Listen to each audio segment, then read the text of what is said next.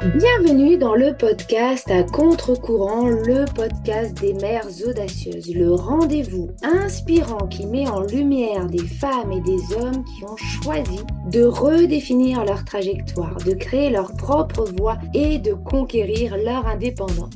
Je suis votre hôte, Nathalie Grimaud-Morvillet, et je suis honorée de vous accompagner dans ce voyage extraordinaire. Après plus de 15 ans en tant que salariée dans le domaine du marketing digital et après 4 discriminations à la maternité, j'ai décidé de prendre mon indépendance pour mieux profiter de mes enfants sans renoncer à ma carrière professionnelle. Avec la tribu digitale, j'aide désormais les parents à en faire de même. Dans ce podcast, à chaque épisode, nous vous présenterons des histoires captivantes de mères audacieuses, de pères engagés, mais surtout de parents déterminés qui ont trouvé le courage de se réinventer pour mieux concilier leur vie personnelle et professionnelle. Qu'il s'agisse de maman, de papa ou de famille, notre podcast est un espace où chacun peut trouver une source d'inspiration, de conseils et de perspectives pour embrasser un avenir empreint de flexibilité, d'épanouissement et de conciliation ainsi que de succès. Si vous êtes à la recherche de nouvelles manières de penser et ou de travailler ou encore d'astuces, c'est le podcast qu'il vous faut. Prenez dès à présent votre boisson préférée et c'est parti. Retrouvons-nous dans le nouvel épisode du jour.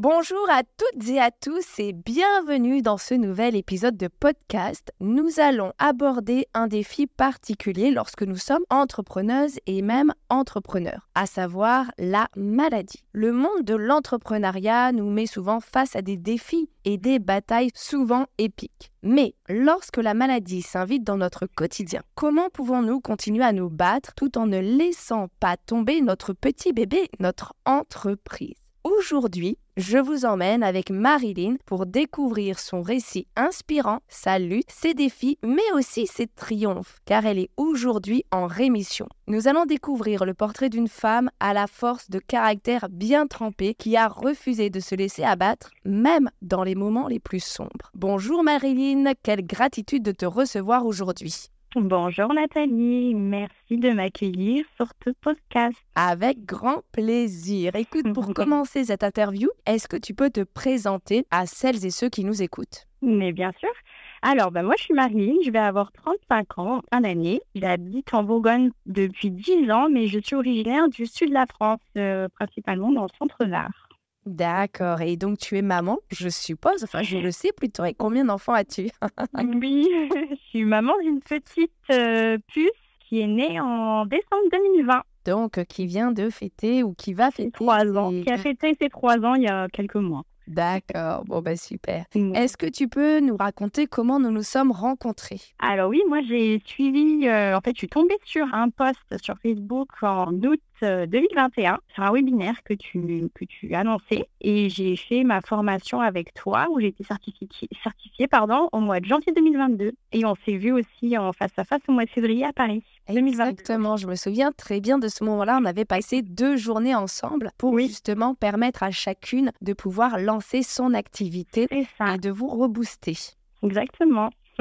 Si tu étais une femme à impact connu, qui serais-tu et surtout pourquoi ? Alors moi, je suis pas quelqu'un qui me compare à d'autres personnes en temps normal. Moi, je dirais Jennifer Lopez. C'est quelqu'un qui a une prestance de folie, que je n'ai pas moi. Je suis quelqu'un qui est assez timide en temps normal, mais Jennifer Lopez, c'est une multitâche. Elle est actrice, chanteuse, entrepreneur, maman, enfin voilà, et elle a réussi à porter des messages forts avec la voix et puis sa notoriété qu'elle a aujourd'hui. Et puis voilà, donc pour moi, c'est quelqu'un qui, oui, j'aimerais bien être à son âge, Jennifer Lopez. C'est vrai qu'effectivement, elle est assez active. Voilà, ouais. Alors, avant de plonger dans le vif du sujet, est-ce que tu peux nous partager comment et surtout pourquoi tu as décidé de te lancer dans l'entrepreneuriat ? Oui, alors en fait, quand je suis tombée sur ton webinaire au mois d'août 2021, en fait, j'étais en arrêt maladie. Je venais de reprendre en fait mon congé maternité. Donc, je venais de reprendre mon poste en tant que directrice dans un supermarché où j'avais une vingtaine de collaborateurs à chapeauter. Et donc, en fait, j'étais un gros burn-out. D'accord. Et c'était très, très dur pour moi de revenir à l'activité de salarié, d'avoir passé 8 mois en arrêt parce que j'ai eu une grossesse assez compliquée due au diabète gestationnel que j'avais eu qui était créé par du stress. D'accord. Donc, c'était la période vague Covid où j'ai eu énormément de stress. Et en fait, j'ai sombré en fait. Je me suis dit, le fait d'avoir laissé ma fille chez la nounou, j'étais vraiment pas bien. Et j'avais plus du tout cette vision-là du travail, en fait. Alors que j'adorais mon poste, le commerce, j'ai travaillé pendant plus de 15 ans dans la grande distribution. Et voilà, donc quand je suis tombée sur ton webinaire, je me suis dit, mais en fait, c'est là où je dois me remettre en question. Et la psychologue qui me suivait à l'époque me disait, Marilyn, il faut vraiment que tu te poses les bonnes questions. Qu'est-ce que tu veux? Qu'est-ce que tu ne veux plus? Et moi, je ne voulais plus travailler 40 heures, 50 heures par semaine, du lundi au dimanche. Ma fille étant née au mois de décembre, donc c'était la grosse période quand on travaillait dans le commerce. C'est clair, entre Noël, les inventaires. Voilà, exactement. Oui, les inventaires, c'était vraiment entre Noël et jour de l'an. Donc, et c'était l'anniversaire de ma fille. D'accord. Donc, c'était inconcevable pour moi de passer son premier anniversaire au travail. Je comprends totalement. Voilà. Et bon, avec mon mari, on avait pris la décision d'avoir qu'un seul enfant. Donc, du coup, voilà, c'est venu de là le fait de me lancer. Je me suis dit, le fait d'être à ton compte, tu peux gérer si ta fille elle est malade, tu peux aller la chercher chez la nourrice, tu peux la garder auprès de toi. Voilà. Donc, c'était vraiment ce côté-là de dire, je peux travailler depuis chez moi et gérer ma vie de maman et de femme en même temps. Exactement. Et c'est vrai que c'est ce qu'on essaye de proposer aux mamans qui rejoignent la tribu digitale. Alors, certaines y arrivent facilement, d'autres, il y a tout un schéma à déconstruire finalement, parce qu'on est quand même beaucoup cadré par la société, par l'école, par les entreprises, etc., à travailler de telle heure à telle heure, à travailler en dehors de chez soi, dans des lieux donc dédiés au travail, à avoir des temps le soir et le week-end pour sa famille, ses enfants, ses proches, alors que finalement, aujourd'hui, grâce à Internet notamment, on peut complètement revoir ça. Et c'est vrai que c'est un sacré chamboulement par rapport à tout ce qu'on a appris depuis qu'on est petite finalement. Ah totalement. C'est sûr que quand on se dit, alors, on nous vend du rêve, c'est pas possible, on a toujours connu, c'est pas possible de gagner sa vie en restant chez soi, mais en fait, si on se donne les moyens et qu'on y croit et qu'on trouve vraiment sa voie, moi, j'aurais jamais parié il y a 15 ans de ça de me dire, en fait, je serais à mon compte et depuis chez moi. Moi, j'adorais vraiment être le contact client, j'adorais négocier. C'était une autre partie de moi qui suis déjà assez introvertie en temps normal. Mais quand j'étais sur mon lieu de travail, j'allais à fond, quoi. J'étais une autre personne, en fait. J'avais ce goût de challenge qui m'animait. Et là, je me dis, non, il faut qu'un autre challenge, je vais me lancer. Et tout ça pour ma fille. C'était, en fait, le déclic, il était là. C'était pour ma fille. Je comprends totalement. Ouais. Alors, je me souviens, et on en a parlé tout à l'heure, on s'est vu donc en 2022, début 2022. On passe 2 jours ensemble avec d'ailleurs d'autres mamans de la communauté pour booster le lancement de ton entreprise. Donc, c'est 48 heures sur Paris, tout ensemble, à parler des problématiques que chacune peut rencontrer, des freins aussi, des peurs, etc. Et puis, vous repartez toutes boostées. On a un groupe WhatsApp où on continue d'échanger. Et puis là, bim, tout d'un coup, tu nous annonces ta maladie. Ouais. Comment as-tu réalisé finalement que ça y est, tu avais créé ton entreprise et que tu étais en même temps confrontée à cette maladie? Oui, c'est vrai qu'on s'était vu au mois de février, je me marie au mois de juin de la même année et j'ai ouvert ma société le 1er septembre 2022. Et en fait, j'ai donc découvert 15 jours après que j'étais atteinte du cancer du sein. C'est le triple négatif qui est assez agressif, qui est quelque chose qui est assez prenant. Donc, du coup, je me dis, mince, comment je vais faire? C'est clair. Là, j'avais fait le choix, parce que comme j'étais au chômage, de prendre une partie de l'ACRE. Oui. Donc, ça me permettait d'avoir, en fait, une petite sécurité au cas où. Mais je me dis, ça va pas me payer, en fait. Donc, j'avais la chance d'avoir, juste avant d'ouvrir ma société, donc le 1er septembre, d'avoir déjà un contrat. Avec un client. Génial. Donc, c'était vraiment top. C'était lui qui était venu me chercher. J'avais pas eu besoin de démarcher. Donc, ce qu'on avait appris à Paris. Tout à fait. Finalement. Mais je me dis, non, j'ai un engagement envers lui. Il faut que je me lance. J'ai pas le choix. J'ai pas le choix de confronter maladie et les engagements que j'avais au niveau professionnel. Bon, donc ce client-là fait que quand même tu te lances. J'imagine, et je ne peux qu'imaginer, mais que forcément cette nouvelle t'ébranle énormément d'un point de vue psychologique, émotionnel. Enfin, ça remet un peu finalement tout en cause peut-être. Quel est ton état d'esprit à l'époque, même si tu nous as dit, voilà, j'ai pas le choix, faut que je me lance. Et puis, est-ce que tu te poses des questions sur comment gérer à la fois ton traitement et à la fois la maladie et l'activité professionnelle? Alors oui, forcément, enfin, moi je tombe de 10 étages parce que je n'avais aucun antécédent. Donc en fait, ce rendez-vous chez le médecin juste parce que j'avais une petite boule qui me gênait, que j'avais découvert sous la douche. Et on m'apprend 15 jours après, bah non, vous allez faire une échographie parce que voilà, au cas où. Moi je me dis, bon, bah, c'est juste un petit coup que ma fille m'a donné, c'est pas bien grave. Mais quand on me dit, bah non, vous revenez demain après l'échographie parce qu'on doit vous ponctionner, on doit vous faire une ponction, enfin, je me dis, mais qu'est-ce qui se passe? Oui, c'est Non, moi je reviens de vacances, je suis boostée comme jamais, je viens d'ouvrir ma société et là je fais quoi? Pourquoi ça m'arrive à moi? Donc la première question, oui, je pense que tout le monde se demande pourquoi ça nous arrive à nous. Enfin, qu'est-ce qui s'est passé? Je bois pas ou très peu, je fume pas, je mange correctement, j'ai une hygiène de vie assez correcte. Et pourquoi? Comment je vais faire? C'est vraiment cette question-là, c'est comment? Non, mais au final, je fais, comme je l'ai dit tout à l'heure, j'ai pas eu le choix d'avancer. Et après, voilà, j'ai toujours été habituée à se dire, bon, bah, tu vois le positif toujours. Enfin, voilà, tu écartes le négatif et t'avances. Si c'est arrivé, c'est que ça devait arriver. Voilà, il faut apprendre de ce que la vie nous apporte, en fait. Voilà. C'est vrai que c'est pas évident parce qu'on est plutôt, je dirais, éduqué en France à voir le négatif. Et d'ailleurs, on est réputé au niveau international pour être des sacrés râleurs.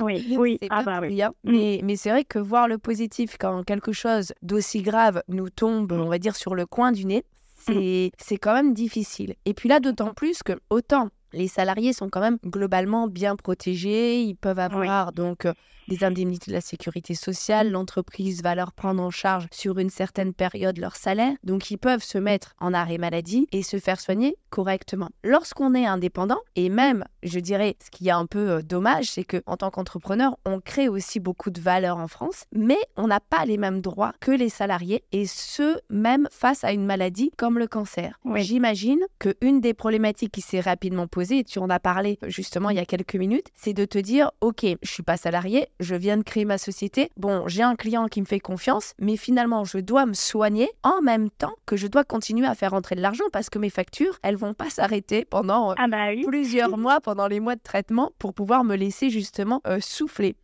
Comment tu as fait et qu'est-ce que tu as décidé de mettre en place justement sur cette période à la fois qui était lourde en traitement, qui était très fatigante parce qu'on le sait, les traitements fatiguent, il y a besoin aussi de récupérer. Et comment tu as géré ton quotidien là entre la femme malade, la maman, l'entrepreneuse, etc. Ouais. Alors c'est vrai que quand je venais d'ouvrir la société, je m'étais pas occupée de tout ce qui était paperasse. On ouvre notre sirette avec 3 clics sur Internet. Donc c'est vrai que je m'étais pas renseignée pour une assurance, enfin, une responsabilité professionnelle, pour une mutuelle aussi professionnelle. J'en avais une moi qui était en portabilité avec mon Pôle emploi et mon ancien employeur que j'avais gardé en tant que particulier. Donc heureusement que j'avais une bonne mutuelle. Mais c'est vrai que si on n'a pas d'assurance derrière, en fait oui, on n'a rien pour nous aider. C'est pas la Sécu qui va nous payer, il me semble c'était 20 € par jour, mais on vit pas avec ça. Donc, non, c'est oui. clair. Heureusement, et je dis toujours qu'il y a le positif, parce que heureusement que j'avais ce client-là qui attendait beaucoup de moi, qui avait besoin de moi, surtout besoin de moi pour évoluer et pour faire connaître ces événements, parce que c'est un organisateur d'événements qui est partout en France. D'accord. Donc, il avait besoin de cette communication. Et j'allais en chimio tous les vendredis. Ok. Donc ça, depuis fin octobre. Donc j'avais, tous les vendredis, j'avais ma journée de chimio. Au début, je prenais mon ordinateur ou ma tablette. Après, c'était pas possible. J'étais tellement fatiguée le vendredi que je me dis non. Au début, c'était un peu contradictoire parce que je dis non, faut que je travaille. Je suis allongée, je suis branchée, c'est pas grave, mais je peux faire les deux en même temps. Mais en fait, non. Ouais, il y a un moment donné, à un moment donné, je m'endormais sur le téléphone. J'arrivais même pas à tenir le téléphone tellement j'étais fatiguée. Donc je me dis non. Le vendredi, je suis off. Enfin, vendredi et les 3 jours qui suivent. Voilà. Donc, normalement, je me déplaçais tous les mardis au bureau pour discuter avec toute l'équipe et tout ça de tout ce qui est communication et futurs événements. Mais le mardi, c'était pas possible pour moi de me lever. Le vendredi, tu veux dire, effectivement. Le mardi, du vendredi jusqu'au mardi. Ouais, d'accord. Du vendredi jusqu'au mardi, tu te reposais et tu prenais soin. C'est ça. Voilà. Donc, je faisais beaucoup d'insomnie. Donc, je travaillais le soir, en fait, la nuit. Ah, ça, je connais. Enfin, je fais pas d'insomnie, mais j'ai du mal à me coucher le soir. Souvent, je travaille aussi tardivement. Voilà, et en fait, c'était moi, c'était tranquille. J'avais pas ma fille qui était, voilà, maman. Elle avait qu'un an et demi, hein, Pichette, hein. Elle était vraiment toute petite à l'époque. Donc, j'étais vraiment seule et je pouvais travailler vraiment quand je voulais. Et ça, c'était, voilà. Et tu n'es pas dérangée par le mari qui fait dodo, par les clients qui font dodo, si t'es tranquille. Tu peux être à fond sur Le ton téléphone ne sonne pas, voilà, au moins, c'est vrai qu'on est plus productif. Et en fait, mon client, lui, il travaille très très tôt le matin. D'accord. Donc, quand je reçois des mails, c'est pour ça que mon téléphone est en silencieux jusqu'à 8h du matin, parce que sinon, j'ai des notifications tout le temps. C'est l'avantage aussi lorsqu'on travaille de chez soi ou lorsqu'on travaille de manière autonome et indépendante, Oui. notamment dans le domaine du marketing digital, mais pas que, c'est qu'on peut vraiment adapter ses horaires par rapport à son chronotype. Moi, je sais que le matin, je vais toujours plutôt doucement. Je suis un peu comme le diesel, donc je vais faire des tâches. Déjà, je commence jamais très très tôt, sauf quand je dois emmener mes enfants à l'école, mais sinon, vacances scolaires ou autres, je me lève jamais avant 8h30, 9h, donc je me mets jamais à travailler avant 9h30. Mais voilà, le matin, je commence tranquillement. Par contre, le soir, je suis toujours au taquet, je peux faire des stratégies, c'est là où j'ai la créativité, etc. Et d'ailleurs, chaque matin, je me dis, bon, ce soir, je me couche tôt, hein, parce que là, hier soir, j'ai déconné. Oui, mais c'est pour ça que tu peux te permettre de te lever à 9h. Exactement, c'est vrai qu'en entreprise, si tu te lèves à 9h pour arriver à 10h ou 10h30 au travail, on va te dire que tu es un fainéant, alors qu'en fait, non, c'est juste ton rythme qui n'est pas calé sur les horaires de 9h ou 8h jusqu'à 17 ou 18h. Ouais. Donc oui, c'est vrai que cet avantage-là de pouvoir gérer son temps m'a permis à travailler pendant tout mon traitement. Donc c'est vrai que ça, c'était un plus. Aujourd'hui, quand même, on rassure nos auditrices et nos auditeurs, tu es sortie de cette période très compliquée, tu es en rémission. Et avec, je dirais, le recul, quels seraient tes conseils auprès des mamans peut-être ou des entrepreneurs de manière générale, parce que les maladies et les cancers ne touchent pas que les femmes, malheureusement, ça touche aussi les hommes. Donc, quels seraient tes conseils auprès des entrepreneurs qui traversent ce que tu as vécu ? Alors, les conseils, ça va être déjà de bannir tout le négatif qui est autour de nous. Parce que ça peut nous bouffer en plus que notre maladie, hein, le fait d'avoir des gens qui sont là, oui, mais bon, t'as ça parce que tu as fait ça. Enfin, toujours chercher les excuses pour un non. Et puis après, le conseil, quand on est parent, enfin, moi, je fais tout pour ma fille. C'est vrai que moi, j'ai qu'un seul enfant, mais je ferai tout pour elle. Elle avait 18 mois quand j'ai appris mon cancer et je lui ai jamais rien caché. Voilà, elle parlait très bien déjà à son âge et elle a su expliquer sur l'assistance maternelle aux copains, copines quand ils me voyaient avec un bonnet parce que oui, bon, j'avais cette chance-là, entre guillemets, encore une fois, d'avoir pas de cheveux en hiver. Donc je pouvais porter un bonnet, c'était pas au mois de juillet, donc au moins je pouvais porter un bonnet. Mais ma fille, elle disait oui, mais maman, elle a plus de cheveux comme papou. Donc on rigolait. Elle expliquait tout et je pense que ça c'est important de mettre des mots sur tout ce qu'on vit et c'est possible. Voilà, pour moi, c'est si vraiment dans la tête on est bien, même si le corps est fatigué, dans la tête on est bien, on fait tout pour réussir à surmonter tout ça. Et moi, depuis le début, je sais que je vais réussir, quoi. Mais même mon mari, il me disait tu vas les avoir, c'est fou. On va les tuer. Et tous les jours, il me le répétait. Et à chaque fois, il me dit, tu vois, j'avais raison. Et oui, t'avais raison. Parce qu'on le fait pour... Je me lève le matin. Ma fille, elle me levait le matin. Maman, allez, on se lève. Et je vais aller chez Nounou. Oui, mais maman, elle est fatiguée, Maïlan. Mais je me lève. J'avais pas le choix, quoi. Donc, voilà. Le conseil, c'est s'entourer que de gens positifs autour de soi. Et après, tout cool, quoi. On avance étape par étape. Ouais, et prendre au jour le jour peut-être, pas penser à la veille ou le lendemain. Pas forcément le jour, mais c'est vrai que dans le protocole que moi j'ai eu, on m'expliquait, voilà, vous pouvez avoir ça ou ça, on peut vous enlever, faire une ablation totale, enfin tout ça. Je dis ok, mais par contre dans ma tête c'était prévu qu'on enlève le sein. Alors là, il s'est trouvé que c'était le 4 avril 2023, donc à hier, on m'a enlevé une partie de mon corps.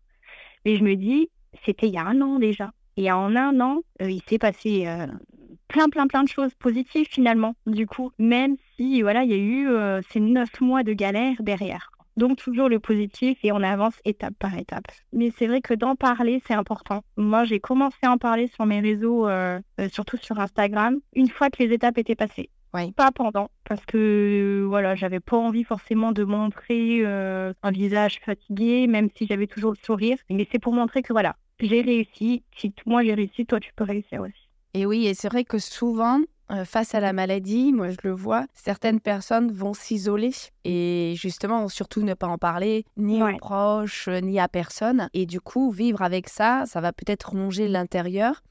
Alors que le fait d'en parler, quelque part, ça libère. C'est un peu comme lorsqu'on est énervé. Si on le fait sortir, du coup, hop, ça nous apaise. Si par contre, on le rumine, un jour, la soupape peut exploser et la personne en face dit, mais qu'est-ce qui t'arrive? C'est vrai que moi, mon mari voulait pas en parler au tout début. Il m'a dit non, on le garde pour nous, c'est dans notre famille, enfin, on n'en parle pas. Et en fait, ça a été le premier à vouloir en parler à ses proches. À ses amis, parce qu'il en avait besoin. Donc l'accompagnant aussi vit aussi la maladie, forcément. C'est clair. Mais bon, déjà c'est un homme, donc il le montre pas qu'il était inquiet. Et ça, il me l'a avoué que là, il y a très peu de temps. En disant que oui, il avait eu peur pour moi, il avait peur de se retrouver tout seul avec notre fille, enfin tout ça. Et ça, c'est des idées qu'on se met dans la tête, forcément, on pense toujours au pire. Mais parce que parfois, malheureusement, ça arrive aussi, en fait. Il y a des cancers qui sont, enfin, cancer ou autre maladie d'ailleurs. On parle du cancer aujourd'hui parce que c'est ce que tu as vécu, mais il y a des maladies qui sont tragiques et malgré les traitements, malgré la volonté, c'est pas suffisant et malheureusement, les personnes n'arrivent pas à s'en sortir. Après, je fais partie aussi d'un groupe sur Facebook de personnes qui ont le même cancer que moi. Et là, j'ai eu des petits messages tout à l'heure, justement, parce que j'ai posté du coup une vidéo de moi, de mon parcours d'il y a un an, en fait. D'accord. Sur ce groupe-là. Et j'ai eu pas mal de retours en me disant « Ah, merci pour ton soutien, merci de m'avoir soutenu pendant un an, parce que je prenais le temps de répondre aux personnes qui sont toutes seules, en fait, qui ne parlent pas de leur maladie, qui ne savent pas, qui se posent plein de questions. » Finalement, on m'a remercié du soutien que je leur ai apporté, alors que je suis derrière un écran, quoi. C'est vrai que ça m'a touchée, et d'être là pour ces personnes-là, c'est important aussi pour moi, et d'en parler. Il y a tellement de personnes maintenant autour de nous qui sont touchées par toutes ces maladies que c'est vrai. Il faut en parler, quoi. Ouais, c'est clair. Et surtout, pas rester seul, ça c'est vraiment important. Non. Ah oui. Et malheureusement, on a un peu tendance à s'isoler. Ouais. Après, pas tout le monde a la force de caractère que moi j'ai aussi. Donc voilà, le coup de pied aux fesses, on se le met et en tout cas, moi, je suis très contente que tu me l'aies mis au mois de février quand on s'est vu à Paris. Bon, quand on peut, effectivement, des fois, on en a besoin, mais on en a besoin pour se dépasser, se surpasser et puis se dire que, OK, en fait, on est capable. C'est souvent ça. On se dit, mais on va pas être capable d'eux, etc. Et finalement, une fois qu'on a fait, on se dit, ah, c'était pas si difficile que ça. Et finalement, je suis quand même capable, alors que je pensais que je ne l'étais pas. Ouais, exactement. C'est croyance limitante. Bon, en tout cas, merci pour ton partage aujourd'hui. On va finir par une note positive. Quelle est pour toi ta plus grande fierté ou alors un moment particulier en lien justement avec l'épisode du jour? Forcément, ma plus grande fierté, c'est d'être arrivée à combattre cette maladie-là tout en étant à mon activité, en travaillant en même temps. Mais aussi, c'est de pouvoir, que tu me donnes la chance d'en parler aujourd'hui. Et ça, c'est important pour moi aussi de pouvoir de dépasser un petit peu mes limites et un peu plus chaque jour. Avec plaisir. En tout cas, c'est vrai que ça fait 2 fois que tu dépasses tes limites. Ah oui, je pense que oui. Même 3 fois si on prend effectivement les 2 jours qu'on avait vécu à Paris pour pouvoir se lancer. Ensuite, tu es venue sur les plateaux de la télé Lyon et puis aujourd'hui, tu reparles à travers ce micro de ton aventure et puis de ce qui t'est arrivé depuis que tu as lancé ton activité. Oui. Moi, je pense qu'il ne faut pas lâcher. Voilà, il faut tenter l'aventure. Après, on ne sait pas ce que demain est fait. Mais il faut se lancer et profiter de la vie. C'est vrai. Savourer chaque jour. Je suis tout à fait d'accord avec toi, d'autant plus qu'elle passe vite et on ne sait pas jusqu'à quand on peut en profiter. Oui, c'est ça. Merci beaucoup en tout cas, Marilyn. Merci de ton temps, de ton partage aussi. Je pense que cet épisode va être très émotionnel pour les personnes qui nous écouteront, mais peut-être que ça leur permettra soit de sortir de leur coquille si elles-mêmes sont touchées par une maladie, soit peut-être de venir en aide à des personnes de leur entourage qui peuvent être touchées par ce type de maladie. Ouais. Nous avons aujourd'hui exploré un sujet difficile mais qui touche malheureusement encore trop de nombreuses personnes. Dans chaque bataille, il y a des leçons que l'on peut apprendre, mais aussi des victoires à célébrer, comme nous l'avons fait sur cette dernière question avec Marilyn. L'histoire d'ailleurs de Marilyn, qui est à la fois mère et entrepreneuse, nous rappelle que la résilience, la détermination et l'amour peuvent triompher même dans les difficultés les plus redoutables. Son parcours nous inspire à croire en nous-mêmes, à chercher le soutien de ceux qui nous entourent et à persévérer même lorsque les obstacles semblent insurmontables. En fin de compte, c'est l'espoir et la force intérieure qui nous permettent de surmonter les épreuves de la vie et aussi réaliser nos rêves, peu importe les circonstances. Oui, nous traversons toutes et tous des moments difficiles, mais c'est notre courage et notre résilience qui nous donnent la force de continuer à avancer. Merci à vous de nous avoir écoutés encore toujours plus nombreux aujourd'hui. Si vous avez aimé cet épisode, n'hésitez pas à nous laisser un commentaire, une note ou même à le partager avec celles et ceux qui en auraient besoin. En attendant, je vous souhaite une très belle journée, après-midi ou soirée et je vous retrouve bien évidemment mercredi prochain pour un nouvel épisode tout aussi passionnant avec une intervenante tout aussi passionnante. À très vite!